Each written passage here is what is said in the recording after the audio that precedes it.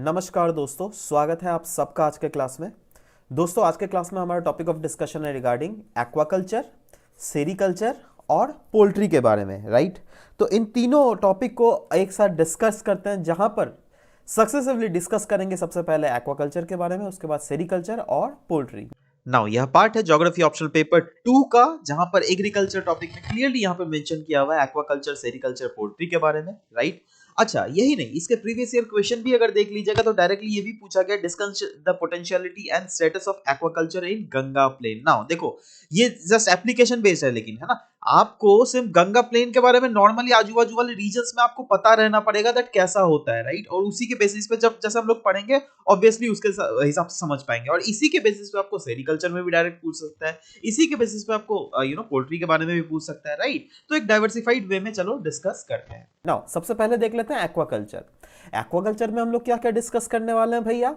देखो, इसके बारे में एक्चुअली डिस्कस करेंगे दैट एक्वाकल्चर होता क्या है, इसके वेरियस टाइप्स होते हैं, जैसे एल्गी कल्चर है ना, fish farming, fresh water prawn farming, whaling, paddy cum fish cultivation, है ना। तो एक एक करके बहुत सारे टाइप्स हैं, इन हर टाइप्स को भी प्रॉपर तरीके से डिस्कस करेंगे। इंडिया के पर्सपेक्टिव में इस रिलेटेड देखेंगे दैट एक्वाकल्चर का कंडीशन इंडिया में क्या क्या है, कुछ रिलेटेड ग्राफ्स भी सक्सेसिव इसको इस पॉइंट को जोड़ेंगे दैट हाँ, ग्राफ्स के थ्रू और भी ज्यादा चीजों को क्लियरली देखेंगे दैट एक्चुअली में एक्वाकल्चर किस किस रीजन्स में ज्यादा होता है, इनलैंड एक्वाकल्चर ज्यादा प्रोमोटेड होता है इंडिया में या फिर मरीन एक्वाकल्चर, ठीक है। तो एक एक करके प्रॉपर तरीके से चीजों को अच्छे से एनालाइज करते हैं। चलो शुरुआत करते हैं एक्वाकल्चर के साथ। एक्वाकल्चर मतलब एक्चुअली या फिर एक्वाकल्चर या फिर इसको एक्वा फार्मिंग भी बोलते हैं, ध्यान दीजिएगा, ठीक है। इसका मतलब क्या होता है दैट देखो, ऑफ कोर्स ये तो अपने समझ गए दैट कोई एक्वाटिक ऑर्गेनिज्म का ही कल्टीवेशन हुआ होता होगा, एब्सोल्युटली दोस्तों। और ये एक्वाटिक ऑर्गेनिजम्स होते क्या क्या है, या तो फिशेस हो गई, या फिर ये शेल फिशेस हो गई, या फिर बहुत विभिन्न किस्म के एक्वाटिक प्लांट्स हो जाते हैं जैसे सीवीड्स, है ना। वो सब का खेती को जो है ना हम लोग कहते हैं एक्वा कल्चर। ना ध्यान दीजिएगा, इसको एक्वा फार्मिंग भी तो बोला जाता है ना। फार्मिंग मतलब क्या होता है भैया? देखो, नॉर्मल अगर आप कोई गेहूं की फार्मिंग कर रहे हो, मतलब क्या हो रहा है, एक पर्टिकुलर प्लॉट ऑफ लैंड में आप गेहूं को उगा रहे हो जिससे क्या इसकी प्रोडक्टिविटी को मैक्सिमाइज किया जा सके, है ना। वो हो गया आपका पैडी फार्मिंग, है ना। बट यहां पे एक्वा फार्मिंग क्या होता है दैट इस टाइप के, जैसे या तो अगर आप फिश का फार्मिंग कर रहे हो तो कोई एक पर्टिकुलर रीजन में फिशेस को इंटेंसिवली खेती किया जा सके जिससे मैक्सिमाइज किया जा सके फिश का प्रोडक्शन, उसको हम लोग एक्वा फार्मिंग कहते हैं, राइट। मतलब एक्वा फार्मिंग में फिश फार्मिंग भी आ जाता है, शेलफिश फार्मिंग भी आ जाता है, या फिर ये सीवीड्स फार्मिंग भी आता है, राइट। तो वही चीज यहां पर बोला गया दैट देखो, इसमें जो फार्मिंग का मतलब यही होता है ना, एक्वा फार्मिंग का मतलब दैट कुछ ना कुछ ह्यूमन इंटरवेंशन जरूर होता है जिससे कोई भी एक्वाटिक वो कंपोनेंट हो सकता है, या तो फिश हो सकता है, या फिर शेलफिश हो सकता है, या फिर some sort of aquatic plants हो सकता है, राइट। तो एकदम हम लोग अगर कोई भी पर्टिकुलर चीज को प्रॉपर इंटरवेंशन के साथ अगर उसके प्रोडक्शन को इनहांस करने की कोशिश करें तो हम उसको बोलते हैं एक्वा फार्मिंग। कोई शक है यहां पे? नाउ जब भी एक्वाकल्चर या फिर एक्वा फार्मिंग की बात आती है तो यहां पर दोस्तों देखो, दो टाइप ऑफ एक्वा फार्मिंग या फिर एक्वा कल्चर होता है। एक तो मरीन रीजन में, दैट इज सागर वाले रीजन में, है ना। और दूसरा होता है फ्रेश वाटर रीजन में, दैट इज देखो, सोचो अगर ये जैसे इंडिया का लैंड हुआ, ठीक है, ये अगर एक इंडिया का स्कीमेटिक हम लोग बनाए, ठीक है, तो ये ओवरऑल इंडिया हो गया, राइट। इंडिया का अगर सोचो आप ईईजेड, है ना, आप ईईजेड में अगर कोई खेती बाड़ी कर रहे हो तो उसको हम लोग कहेंगे मरीन वाटर फार्मिंग, है ना। या बट अगर फ्रेश वाटर स्पीशीज यूजुअली क्या होता है इनलैंड रीजन में, जैसे गंगा अगर बह रही है ना, इधर से अगर नर्मदा रीजन में अगर आपने कोई फार्मिंग एक्टिविटीज की, उसको हम लोग कहेंगे फ्रेश वाटर स्पीशीज का हम लोग फार्मिंग प्रॉपर तरीके से कर रहे हैं, जो क्या फर्दर लैंड बेस्ड प्रोडक्शन होता है और open ocean based production. Land based production मतलब वही इनलैंड, जैसे सोचो कोई तालाब या फिर कोई रिवर से, है ना, उस रिवर के अंडर में ही हम लोग एक प्रॉपर लोकेशन देख लिया और वहां पर अगर खेती बाड़ी कर रहे हैं, राइट। तो वो हो गया लैंड बेस्ड लोकेशन, जो क्या यूजुअली इनलैंड होता है, क्योंकि लैंड के भीतर ही ना, वही तो हुआ इनलैंड यार, है ना। तो ये देखो, ये जैसा पिक्चर देख रहे हो, ये क्या होगा, आपको चारों तरफ ये लैंड ही लैंड दिख रहा है, बट बीच में जो एक पॉन्ड बना के यहाँ पे खेती की जा रही है जहां पे कुछ कुछ फिशेस उगाए जा रहे हैं, इसलिए तो यहाँ पे जाली दिया हुआ है ना, बीच में फिशेस को भी पकड़ना है ना यहाँ पर। इसको कहते हैं फार्मिंग। देखो, क्योंकि एक पर्टिकुलर छोटा जगह में कोशिश किया जा रहा है दैट इन फिशेस को मैक्सिमम तरीके से प्रोड्यूस किया जा सके, जिससे इस फिशेस को फर्दर अगर मार्केट में बेचा जा सके तो ज्यादा से ज्यादा आउटपुट मतलब उनको फायदा मिल सके, ठीक है। तो ये हो गया लैंड बेस्ड प्रोडक्शन।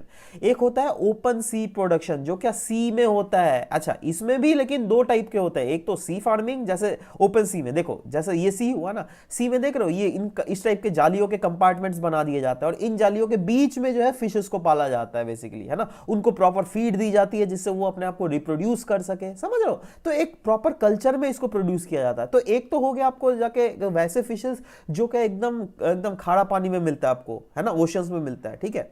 एक वो हो गया और दूसरा हो गया brackish aqua water aquaculture. Brackish water कौन से होता है? ये वैसे होता है जो क्या मतलब अच्छा पानी और खारा पानी का मिलन, ठीक है। यूजुअली क्या होता है ना, दैट लगून एरिया में इस टाइप के ब्रैकिश वाटर आपको बहुत ज्यादा मिलता है, तो वहां पर भी बहुत सारे फिश स्पीशीज हमें देखने को मिलता है, क्योंकि वो भी तो इकोटोन एरिया ही ना हुआ जी, है ना। तो वहां पे जो कल्चर की जाती है या फिर वहां पर जो एक्वाटिक फार्मिंग की जाती है उसको हम लोग कहते हैं ब्रैकिश वाटर एक्वाकल्चर। कोई यहां पर बिल्कुल शक नहीं होना चाहिए, ठीक है। अच्छा, पर्टिकुलर अगर स्पेसिफिकली अगर हम लोग देख लेते हैं तो एक्वाकल्चर में डिफरेंट टाइप के प्रोडक्शन की जाते हैं, जैसे एल्गी प्रोडक्शन। एल्गी में मतलब क्या होता है, जैसे ये seaweeds, these are also kind of algae only, ठीक है। इसको केल्प भी कहा जाता है, ठीक है। तो एक तो ये वाला प्रोडक्शन हुआ, है ना। दूसरा हो गया फिश फार्मिंग। फिश तो आप देख लो, ये इनलैंड फार्मिंग या फिर सी फार्मिंग भी इस टाइप से किया जाता है, जहां पर बहुत सारे फिशेस को एक पर्टिकुलर कंसंट्रेटेड एरिया में मैक्सिमम तरीके से उगाया जाता है, राइट।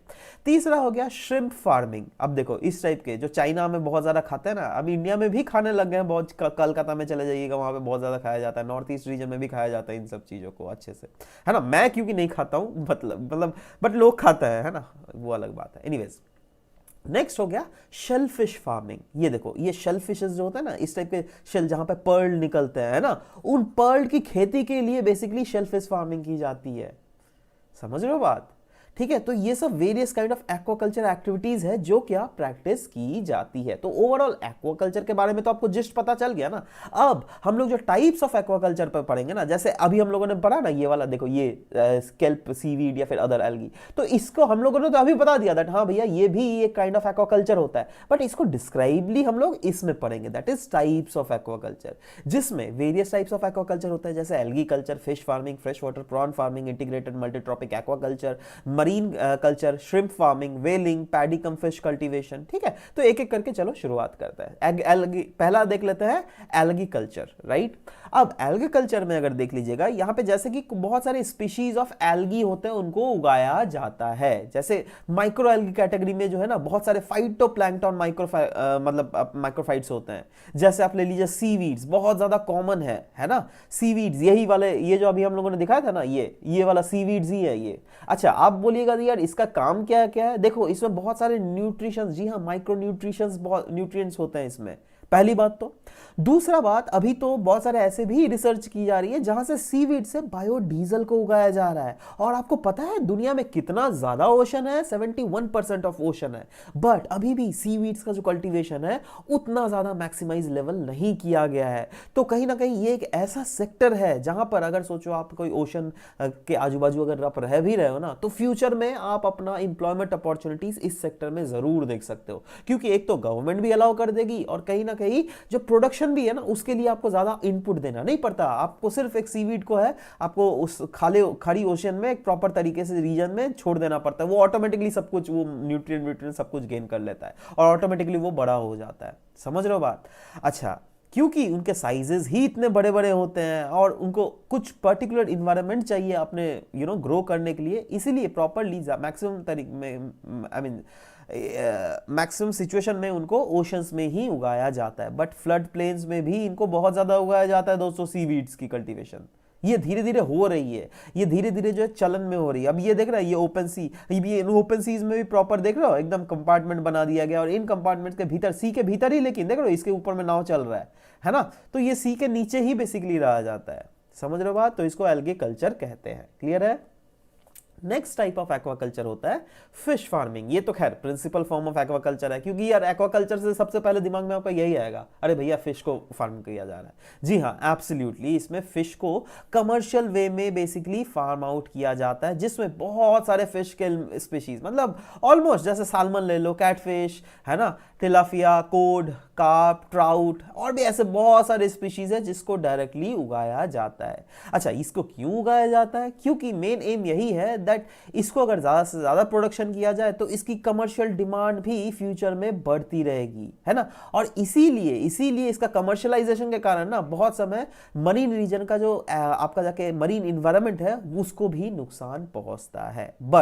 बट ये क्योंकि एक फिश को हमें पता है दैट ये is a very nice source of protein, इसीलिए मार्केट में इसके डिमांड भी जो है ना बहुत ही तगड़े तरीके से दोस्तों बढ़ रही है। ठीक है, तो ये हो गए फिश फार्मिंग के बारे में मतलब ये सेकेंड टाइप ऑफ एक्वाकल्चर ही अब बोलेंगे। Next is fresh water prawn farming. ये प्रॉन्स और श्रिम्प्स जो होता है ना दोस्तों, ये ह्यूमंस खाते हैं, पता है। देखो इसके विभिन्न किस्म के डिशेस होते हैं जो कि आराम से इंसान चाव से खाता है ना। तो ये एक बहुत ही खूबसूरत बिजनेस बन गया है, एक्वाकल्चर बिजनेस, है ना। और इसके क्योंकि डिमांड धीरे धीरे बढ़ रही है, इसीलिए इनकी भी खेती धीरे धीरे बहुत ज्यादा बढ़ रही है। ठीक है, तो इसके साथ फ्रेश वाटर प्रॉन फार्मिंग भी हो गया। नेक्स्ट आ जाता है integrated multitrophic aquaculture. Integrated multitrophic aquaculture में फायदा क्या होता है? तो देखो, कोई भी सोचो एक स्पीशीज उगाया जा रहा है और इससे जो वेस्ट क्रिएट हो रहा है ना, मतलब कोई स्पीशीज उगाया जा रहा है और उससे जो वेस्ट क्रिएट हो रहा है उस वेस्ट को रिसाइकिल करके उसको एज अ इनपुट बना दिया जाता है डिफरेंट अदर प्रोसेस के लिए। ठीक है, जैसे सोचो कोई एक पर्टिकुलर फिशेस या फिर सम सॉर्ट ऑफ चीजें को उगाया जा रहा है, राइट। आई मीन फिशेस सोचो कोई एक पर्टिकुलर लोकेशन में, है ना, मतलब आपका जाके ह्यूमन लोकेशन में उगाया जा रहा है, तो काइंड ऑफ क्या किया जाता है, उससे जो एक्सक्रीटा है उसके एक्सक्रीटा को यूज करके अल्टीमेटली किसी चीज का फर्टिलाइजर भी आप तैयार कर सकते हो, या फिर सम सॉर्ट ऑफ कुछ ऑर्गेनिजम्स के लिए वो फूड्स का भी काम करता है, राइट। जैसे सोचो एक ही प्लॉट ऑफ लैंड में आप कुछ फिशेस या फिर श्रिम्प उगा रहे हो, बट साथ ही साथ इनऑर्गेनिक एक्सट्रैक्टिव सब्सटेंसेस जैसे सीवीड्स भी आप वहां पर खेती कर रहे हो ही सकता है यार। एक ही रीजन में सीवीड्स को भी उगाया जा सकता है और सम सॉर्ट ऑफ फिशेस या फिर श्रिम्प्स को भी उगाया जाता है, या फिर वहां पर शेलफिशेस को भी उगाया जाता है। तो एक ही रीजन में देख रहे हो, एक ही रीजन में सब कुछ किया जा रहा है ना। तो जगह की भी एक तो प्रॉपर तरीके से यूटिलाइजेशन हो जा रहा है और कहीं ना कहीं प्रोडक्शन भी बहुत डाइवर्स प्रोडक्शन मिल रहा है। इससे फायदा क्या हो रहा है दैट ओवरऑल उस रीजन के मरीन एनवायरनमेंट को बिल्कुल सस्टेनेबल भी है, क्योंकि अगेन आप एक रीजन में अगर 3 चीज उगा रहे हो तो ऑब्वियसली यार यू विल इंश्योर दैट इसके ऊपर से कोई बोट पास ना हो, इसमें कोई फर्दर ह्यूमन इंटरवेंशन ऐसा ना हो जिससे इनकी प्रोडक्शन को नुकसान पहुंचे। ठीक है, तो ऑफ कोर्स आप इंश्योर करोगे दैट वहां पे क्योंकि ये ना हो तो ऑब्वियसली वो रीजन जो है रिस्पेक्टिवली सस्टेनेबल होगा, वहां पे इकोनॉमिक स्टेबिलिटी आएगी। जो भी किसान उसको उगाया जा रहा है तो नो डाउट उनका एक तो डाइवर्सिफिकेशन हो रहा है दैट अरे भाई एक ही रीजन से आप फिशेस भी मिल जा रही है, श्रिम्प्स भी मिल जा रही है, सीवीड्स का भी प्रोडक्शन हो जा रहा है और शेलफिश का भी प्रोडक्शन हो जा रहा है, जिससे मोतियों को निकाला जा सकता है, समझ रहे हो। तो ये जो है काफी ज्यादा इकोनॉमिक होता है और साथ ही साथ सोशल एक्सेप्टेबिलिटी भी इसकी है। क्यों भैया? क्योंकि यहाँ पे प्रॉपर तरीके से आप मैनेज कर रहे हो ना जिस चीजों को, इनफैक्ट सरकार प्रमोट करती है इन चीजों को, है ना, करो, समझ रहे हो बात। तो ये चीजें हुई है। ठीक है, तो इस टाइप्स ऑफ एक्वाकल्चर में इंटीग्रेटेड मल्टीट्रॉपिक एक्वाकल्चर भी हम लोगों ने देख लिया। नेक्स्ट आ जाता है मैरीकल्चर, राइट। अब मैरीकल्चर में क्या होता है दैट ये जो है ना आपका एक्वाकल्चर का ही स्पेशलाइज्ड पार्ट है, जहां पर मरीन ऑर्गेनिजम्स को, है ना, ओपन सीज या फिर some sort of enclose sections of seas में उगाया जाता है। सोचो ओपन सी, ये सोचो ओपन सी है, राइट। तो यहां पर एक जाली लगा दिया सम सॉर्ट ऑफ, ठीक है, या फिर यहां पर तो आप देख ही रहे हो, इसको मैं मिटा देने दो तो ऑटोमेटिकली आपको समझ में आ जाएगा। ठीक है, एक सेकेंड, ओके, ये देखो ये ओपन सी है, यहाँ पे इनक्लोज प्लेटफॉर्म्स बना दिए गए ना, है ना। अब इन इनक्लोज प्लेटफॉर्म के भीतर जो है मछलियों को छोड़ दिया जाता है। अब आप सोचिएगा यार ये तो ऊपर से इनक्लोज दिख रहा है, भीतर से भी इनक्लोज होता है। जी हाँ, एब्सोल्युटली। यहाँ पे बिल्कुल एक जाली का एकदम एक ब्लैंकेट थैली सा रहता है जालियों का, जिससे यहाँ पे जो मछली है ना वो इधर से इस जाली से पार नहीं हो सकती है, समझ लो। और इन्हीं थैली में जो है आपको जाके मछलियों का खाना डाला जाता है, जिससे मछलियां जो है प्रॉपर तरीके से अपने आप को रिवाइव कर सके। और साथ ही साथ देखो इनको अगेन ओशन का वाटर भी फ्री का मिल जा रहा है यार, है ना, कोई मेहनत ही नहीं लग रहा है ना। और इसके एग्जांपल्स क्या है भैया? मरीन फिश के जो कल्चर्स होते हैं, प्रॉन्स की जो खेती होती है, ऑयस्टर की जो खेती होती है, ठीक है, तो ये सब भी है। यही नहीं, नॉन फूड प्रोडक्ट जैसे फिश के लिए बहुत सारे मील्स का जुगाड़ हो जाता है। इसमें बहुत सारे फिशेस के से जो है एक्सट्रैक्ट किया जाता है उनके तेलों को, उनके स्किन्स को, जिससे फर्दर कॉस्मेटिक्स बनाया जाता है, राइट। पर्ल्स, ज्वेलरीज के लिए भी बहुत समय आपका जो ऑयस्टर की खेती की जाती है राइट तो ये सब चीजें हैं जो कि मैरीकल्चर में हमें देखने को मिलता है। नेक्स्ट टाइप ऑफ एक्वाकल्चर है श्रिम्प फार्मिंग। श्रिम्प फार्मिंग बोले तो ये होते हैं श्रिम्प्स, ठीक है। और अगर दुनिया में सबसे ज्यादा जो है ना, चाइना और थाईलैंड में ही अगर देख लीजिएगा 75% ऑफ द फार्म शिप जो है यहीं पर होंगे, है ना।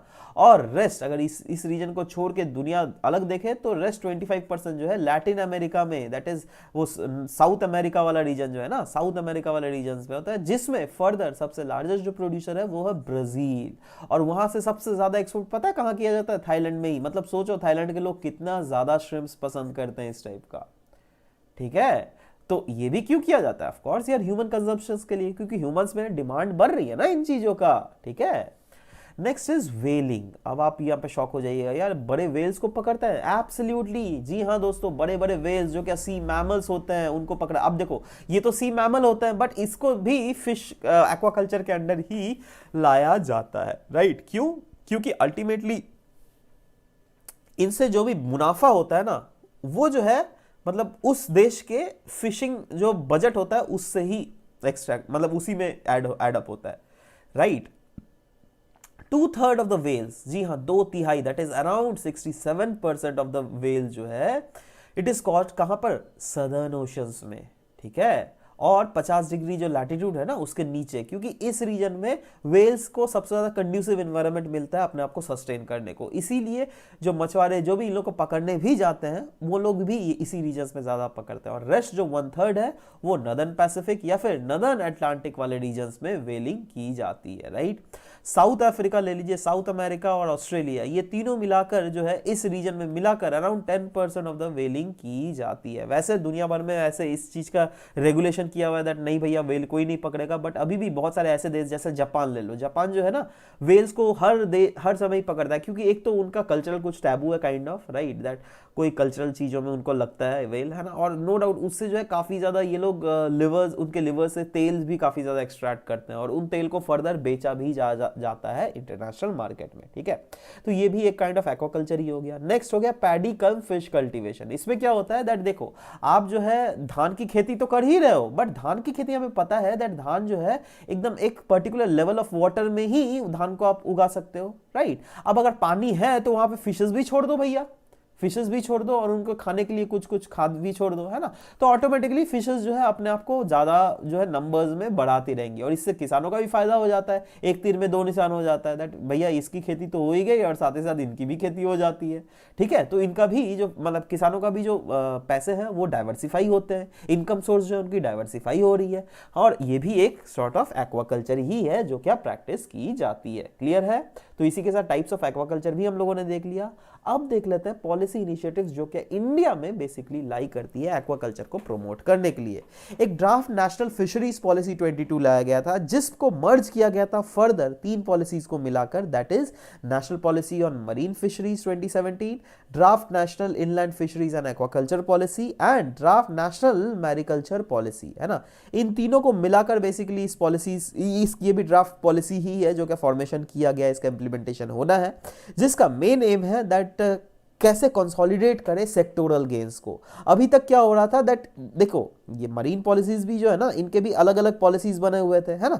तो इस सेक्टर में अलग गेन हो रहा था, इस सेक्टर में अलग गेन हो रहा था, इस सेक्टर में अलग गेन, इस सेक्टर में अलग गेन। अब क्या हो रहा है दैट आप अगर चारों चीज को इंटीग्रेट कर रहे हो तो गेन भी जो है ना वो भी इंटीग्रेटेड हो जाएगा, है ना। बोलते हैं ना दैट एक बंदे में ताकत नहीं होता है, बट वहीं पर अगर पूरी सोसाइटी आकर एक साथ लड़ जाते हैं तो बहुत ज्यादा ताकत होता है। आप खुद सोचो कोरोना वैक्सीन अगर सिर्फ इंडिया एक अकेले ही बनाती, सिर्फ अगर कोई चाइना अकेले ही बनाती, सिर्फ अगर आपका यूएसए अकेले ही बनाती तो क्या बना पाती? नहीं, हर एक कंट्री दूसरे को हम लोगों ने कोऑर्डिनेट किया, राइट। और इतनी मेहनत की जो फाइनली हम लोगों ने कोरोना वायरस से लड़ने के लिए वैक्सीन बना ली, राइट।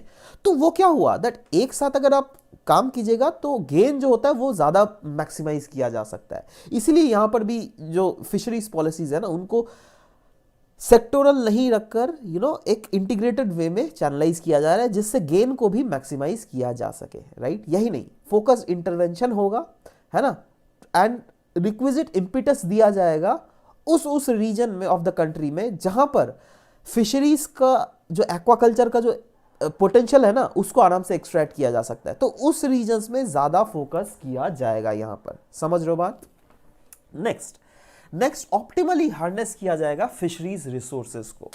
अब देखो यहां पे ऑप्टिमली हार्नेस का मतलब क्या मैं बोलना चाहता हूं, ये देखो इसका मतलब है दैट नो डाउट जहां जहां भी फिशरीज रिसोर्सेज का एक्सट्रैक्शन किया जाना चाहिए वो तो किया जाएगा ही, बट साथ ही साथ इंश्योर किया जाएगा इंटरनेशनल स्टैंडर्ड्स को देखकर और बेस्ट जो नेशनल स्टैंडर्ड्स है उसके आधार पर ही हार्नेस किया जाए। ऐसे नहीं हार्नेस किया जाए जिससे क्या उस रीजन के इकोलॉजी को नुकसान पहुंचे, नहीं, ऐसे तो प्रॉब्लम हो जाएगा जी, है ना।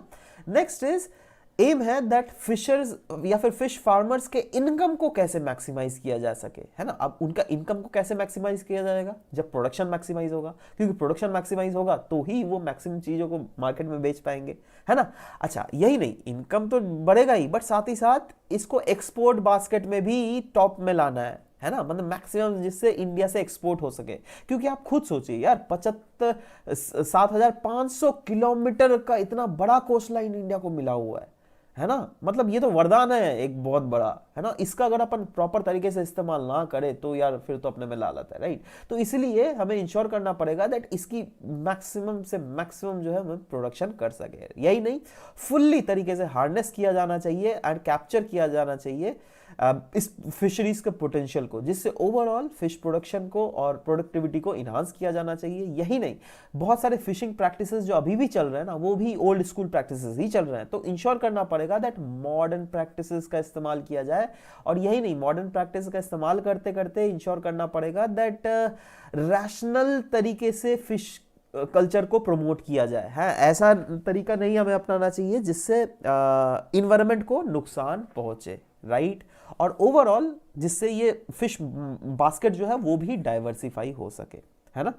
इंश्योर करना पड़ेगा फूड एंड न्यूट्रिशनल सिक्योरिटी। कैसे भैया, अगर आप फिशेस के क्वालिटी को, है ना, उसकी सेफ्टी को, उसकी एफोर्डेबिलिटी को बढ़ाओगे तो ही ना आप हमारे देश में इंश्योर कर सकोगे फूड सिक्योरिटी भी और न्यूट्रिशनल सिक्योरिटी भी। क्योंकि बहुत सारे ऐसे फिशेस है ना उनको बर्फ में रखा जाता है ना, और बर्फ और साथ ही साथ कुछ कुछ केमिकल्स डाल दिया जाता है। अब वो केमिकल्स इतने खतरनाक होते हैं, वो कार्सिनोजेनिक होते हैं, आप खुद सोचिए, है ना। अगर आप कार्सिनोजेनिक केमिकल्स का इस्तेमाल करके अगर आप फिश को एक रीजन से दूसरे रीजन एक्सपोर्ट करोगे तो क्या होगा दैट अल्टीमेटली उस फिशेस को एक इंसान ही खाएगा, उसके पेट के भीतर घुस जाएगा वो कैंसर वाले एलिमेंट्स, है ना। अल्टीमेटली आपको कैंसर होने का प्रॉब्लम फ्यूचर में एक रिस्क हो जाता है, राइट। तो यही इंश्योर करना है दैट ठीक है एक्वाकल्चर करो बट साथ ही साथ सेफली तरीके से करो। ऐसा तरीके से होना चाहिए जो अफोर्डेबल भी हो सके, ऐसा नहीं दैट गरीब इंसान खा ही नहीं पा रहा है, सिर्फ अमीर इंसान ही खा रहा है ना, ऐसा भी नहीं होना चाहिए, जिससे सबके पेट में फिशेस जा सके, राइट। समझ गए बात? तो ये सब बेसिकली बोला गया है। इनफैक्ट कुछ कुछ ग्राफ्स भी मैं आपको डील करना चाहता हूं जिसमें क्लियरली बताया गया दैट इंडिया में अगर देख लीजिएगा ओवरऑल फिश प्रोडक्शन कैसे बढ़ रहा है, राइट। ये देखो एक कंपैरेटिव ग्राफ है, राइट, जहां पर क्लियरली दिया गया है दैट अभी का समय क्या है, अभी का समय कुछ इस बीच में लाई कर रहा है ना। अब बीच में आपको पता होना चाहिए दैट इतना ज्यादा फोकस किया जा रहा है आपका जाके ब्लू इकोनॉमी में। ब्लू इकोनॉमी है क्या भैया, यही तो मरीन रीजन से ही मैक्सिमम चीजों को एक्सट्रैक्ट करना। ऐसे फ्यूचर में प्रेडिक्शन किया जा रहा है दैट इनकी प्रोडक्शन जो है मैक्सिमाइज की जा सकती है, दैट इज अभी 2018 के कंपैरिजन में भी डबल या फिर डबल से भी ज्यादा हो सकता है अगर प्रॉपर तरीके से मरीन रीजन में इंटरवेंशन सरकार के द्वारा किया जा सके तो, राइट। और ये वाला पिक्चर दिया हुआ ना ये इंडिया के टर्म में ही दिया हुआ है दैट ओवरऑल अगर इंडिया देखिएगा, northern India, southern India, east और वेस्ट, ठीक है, इसमें ओवरऑल प्रोडक्शन कैसी की जा रही है, नॉर्थ, साउथ, ईस्ट, वेस्ट, है ना। तो इसमें देखो चारों तरफ से जो है आपका जो भी रीजन में, जैसे ईस्टर्न इंडिया में, नॉर्थ ईस्टर्न इंडिया देख लो, ब्रह्मपुत्र रीजन, वहां पे मैक्सिमम इनलैंड फिशरिंग फार्मिंग भी बहुत ज्यादा की जाती है ना। वैसे भी नॉर्थ इंडिया में भी इनलैंड फिशिंग फार्मिंग काफी ज्यादा की जाती है ना। बट साउथ इंडिया वाले रीजन में देख लो और वेस्ट इंडिया वाले रीजन में देख लो, वहां पे आपका जाके मरीन फार्मिंग बहुत ज्यादा की जाती है। समझ लो बात? तो वैसे ही दी गई है दैट ओवरऑल वो नॉर्थ रीजन ले लो, साउथ रीजन ले लो, ईस्ट रीजन ले लो या फिर वेस्ट रीजन ले लो, प्रोडक्शन जो है आने वाले समय में चारों रीजन्स में पहले के कंपैरेटिवली बहुत ज्यादा बढ़ने वाला है ना। अराउंड 4 to 5 फोल्ड हम बढ़ाने की उम्मीद की जा रही है, ऐसा किया जा रहा है, ठीक है।